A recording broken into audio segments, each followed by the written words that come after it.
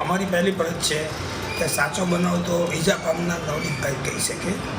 અમે એની 10 તારીખે જ્યાં મુલાકાત લેવાના છીએ, પછી સ્થળથી પહેલાં નવનીતભાઈને જ મળવું પડે કે કેવી રીતે બનાવ બન્યો, કોણે શું માર્યું, કોણે શું કર્યું, કોણે શું રોલ છે, એ જો એ એમને હકીકત જણાવે પછી એના આધારે ક્યાં બનાવ બન્યો, કયું સ્થળ, તમે ક્યાંથી ક્યાં જતા હતા, સામેવાળા ક્યાંથી ક્યાં આવ્યા, આ હકીકત અમારે પહેલાં જાણવી પડે અને જાણ્યા પછી એ સ્થળ ઉપર અમારે નિરીક્ષણ કરી ફોટોગ્રાફી વિડીયોગ્રાફી કરવી પડે. એ તપાસ કર્યા પછી જે ચાર્જશીટ થાય એ ચાર્જશીટની અંદર અમારી પાસે એની નકલ આવે, અમે એનો અભ્યાસ કરશું. લીગલ અમારી જે 6 જણાની ટીમ છે, અભ્યાસ કર્યા પછી અમને એવું લાગે કે આની અંદર હજી તપાસમાં ક્યાંક ને ક્યાંક ખામી રહી ગઈ છે, અથવા તો જે દિશામાં તપાસ થવી જોઈએ એ દિશામાં તપાસ નથી થઈ, એવિડન્સ જે મેળવવા જોઈએ એ મેળવવામાં ક્યાંક ને ક્યાંક રહી ગયું છે, ખૂટે છે, તો અમારી પાસે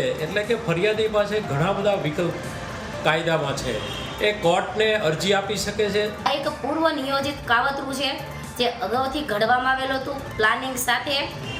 જેમાં જે આરોપીઓ છે જે પોતાની ગાડીઓ લઈને આવ્યા હતા, ગાડીઓમાં એની સાથે હથિયારો લઈને આવેલા હતા. તે ધોકા પાઇપો કે કેમ કે નોર્મલી કોઈ વ્યક્તિઓ પોતાની ગાડીમાં ધોકા ને પાઇપો આટલા બધી સંખ્યામાં ન રાખે, એટલે કે જે પૂર્વ નિયોજિત કાવતરાના ભાગરૂપે આ લોકોએ હથિયારો સાથે 2 ગાડીઓમાં અને એના આખી વ્યક્તિઓ બધા સાથે મળીને નવનીતભાઈ પર હુમલો કરે છે, પૂર્વ નિયોજિત.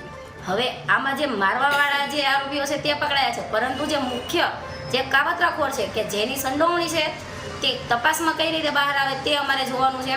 એ માટે અમે આખી કમિટી અમે પ્રયાસો કરીએ છીએ.